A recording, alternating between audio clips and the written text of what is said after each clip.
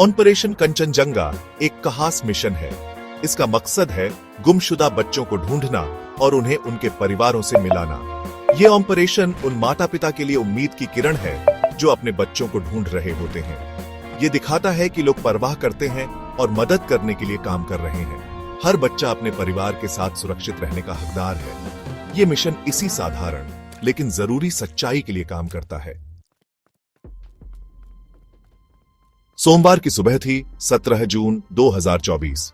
सियालदह जाने वाली कंचनजंगा एक्सप्रेस उत्तर बंगाल के दार्जिलिंग जिले से गुजर रही थी।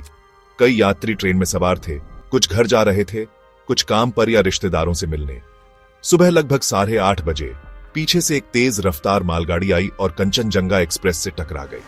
टक्कर बहुत तेज थी, रंगपानी स्टेशन के पास हुई। सुबह का सन्नाटा एक तेज आवाज से टूट गया। डिब्बों में भूचाल आ गया। अचानक और अनपेक्षित दहशत के एक पल में यात्री अपनी सीटों से गिर पड़े। दुख की बात है कि इस हादसे में जाने गए। दोनों ट्रेनों के ड्राइवरों और पैसेंजर ट्रेन के गार्ड समेत लगभग 9 लोग मारे गए। लगभग 14 अन्य लोग घायल हुए, जिनमें से 3 की हालत गंभीर थी। हादसे की खबर तेजी से फैली, जिससे कई लोगों को दुख और चिंता हुई। टक्कर की ताकत से कंचनजंगा एक्सप्रेस के 4 डिब्बों को भारी नुकसान पहुंचा। गार्ड का डिब्बा पूरी तरह से पिचक गया और 2 पार्सल वैन बुरी तरह क्षतिग्रस्त हो गई। एक सामान्य सिटिंग डिब्बा, जहां कई यात्री सफर करते हैं, वो भी टकराव का शिकार हुआ। मुड़ी हुई धातु और टूटे हुए हिस्सों का मंजर टक्कर की हिंसा का स्पष्ट संकेत था। इस दुखद घटना ने तत्काल बचाव और मदद की जरूरत पैदा कर दी। ट्रेन यात्रा की सुरक्षा पर एक बार फिर सवाल उठे। टक्कर की ताकत से भारी नुकसान हुआ। कंचनजंगा एक्सप्रेस के 4 डिब्बे बुरी तरह प्रभावित हुए। गार्ड का डिब्बा पूरी तरह से पिचक गया। 2 पार्सल वैन भी बुरी तरह क्षतिग्रस्त हो गई। एक सामान्य सिटिंग डिब्बा, जहां कई यात्री सफर करते हैं, वो भी टकराव का शिकार हुआ। इन डिब्बों ने टक्कर का सबसे ज्यादा असर झेला। टक्कर के तुरंत बाद के पल अफरा तफरी से भरे थे। 1 मिनट पहले लोग आराम कर रहे थे या बातें कर रहे थे।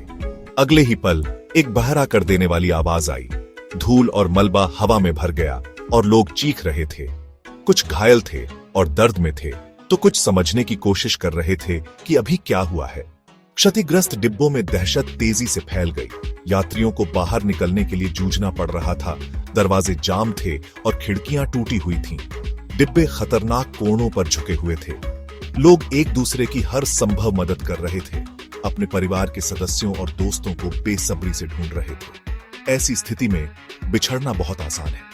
टक्कर के साथ तत्काल खतरा खत्म नहीं हुआ था। डिब्बों के और ज्यादा हिलने और आग लगने का खतरा था। लोगों को जल्दी से मलबे से दूर जाना था, लेकिन कई लोग घायल या फंसे हुए थे। रोने और मदद की पुकार की आवाजें हवा में गूंज रही थी। ट्रेन के बाहर नजारा उतना ही भयावह था। टक्कर के जोर से ट्रेन के कुछ हिस्से पटरियों से उतर गए थे। मालगाड़ी को भी नुकसान पहुंचा था। जैसे ही मदद आनी शुरू हुई, शांत सुबह सायरन की आवाज से भर गई। फंसे हुए या घायल लोगों के लिए हर सेकंड एक युग जैसा लग रहा था। ये ऐसी स्थिति थी जहां परिवार बिखर सकते थे। एक संगठित प्रतिक्रिया की जरूरत बहुत जरूरी थी। ये मानवीय लचीलेपन और करुणा की परीक्षा थी। प्राथमिकता ज्यादा से ज्यादा जाने बचाने की थी। बचे हुए लोगों के बयान उस डरावनी घटना की स्पष्ट तस्वीर पेश करते हैं। किसान छेत्री 2 अन्य यात्रियों के साथ शिलांग से सियालदह जा रहे थे। टक्कर के बाद वह उन्हें नहीं ढूंढ पाए और अफरा तफरी के बीच उन्हें ढूंढते रहे।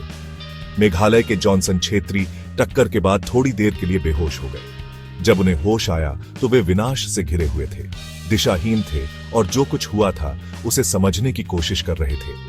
12 के अविनाश मुखर्जी ने भयानक चीजें देखी, जिसमें उनके सामने 2 लोगों की मौत भी शामिल है। असम से यात्रा कर रहे नारायण घोष ने नुकसान की सीमा का जिक्र किया। उन्होंने उस दृश्य को पूरी तरह से तबाही का दृश्य बताया। ये व्यक्तिगत कहानियां हमें बचाव कार्य की तात्कालिकता और इसमें शामिल सभी लोगों पर पड़ने वाले भावनात्मक प्रभाव को समझने में मदद करती है। वे इस बात पर जोर देती हैं कि परिवारों को फिर से मिलाना इतना जरूरी क्यों है। उन्हें सुरक्षित पाने की उम्मीद ही इंसान को चलते रहने की ताकत देती है। मेघालय के जॉनसन छेत्री ने भी अपना अनुभव साझा किया। उन्होंने कहा कि टक्कर के बाद वे थोड़ी देर के लिए बेहोश हो गए थे। जब उन्हें होश आया तो वे विनाश से घिरे हुए थे।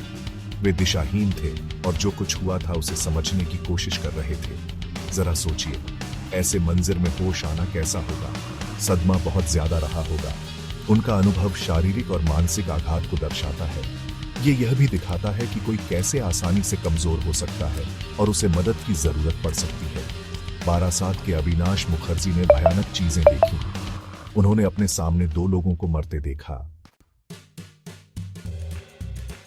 मुसीबत के समय आम लोग अक्सर हीरो बन जाते हैं। कंचनजंगा एक्सप्रेस हादसे के बाद भी ऐसा ही हुआ।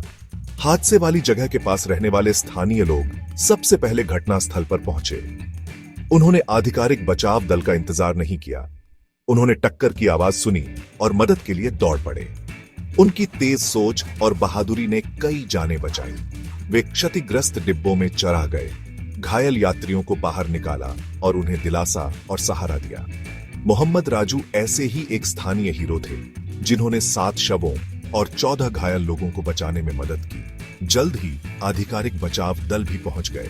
पुलिस अधिकारी, आपदा प्रबंधन दल और चिकित्सा कर्मी। उन्होंने स्थिति को संभालने, चिकित्सा सहायता प्रदान करने और गंभीर रूप से घायल मरीजों को उत्तर बंगाल मेडिकल कॉलेज और अस्पताल पहुंचाने के लिए बिना थके काम किया। स्थानीय स्वयंसेवकों और आधिकारिक टीमों के बीच तालमेल बहुत जरूरी था। इसने सुनिश्चित किया कि ज्यादा से ज्यादा लोगों तक जल्द से जल्द मदद पहुंचे। इन फर्स्ट रेस्पॉन्डर्स की भूमिका को कम करके नहीं आंका जा सकता। उन्होंने मुश्किल हालात में काम किया, अस्थिर मलबे और उच्च भावनात्मक तनाव के साथ। फिर भी उन्होंने समर्पण के साथ अपना काम जारी रखा। उनके प्रयास न केवल जान बचाने के लिए बल्कि पीड़ितों की शुरुआती पहचान के लिए भी महत्वपूर्ण थे। यह जानकारी उन परिवारों के लिए जरूरी है जो बेसब्री से खबरों का इंतजार कर रहे हैं। ये हीरो वास्तव में कई लोगों के लिए फरिश्ते भेस में थे। उन्होंने खतरनाक स्थिति में बहुत साहस दिखाया। उन्होंने अपनी सुरक्षा से पहले दूसरों की जरूरतों को रखा। स्थानीय ग्रामीण रहे हैं। ये हीरो वास्तव में कई लोगों के लिए फरिश्ते भेस में थे। उन्होंने खतरनाक स्थिति में बहुत साहस दिखाया। उन्होंने अपनी सुरक्षा से पहले दूसरों की जरूरतों को रखा। स्थानीय ग्रामीण रक्षा की पहली पंक्ति बन गए। तत्काल बचाव के बाद एक और महत्वपूर्ण काम शुरू होता है, बिखरे हुए परिवारों को फिर से मिलाना। हादसे की अफरा तफरी में लोग बिखर जाते हैं।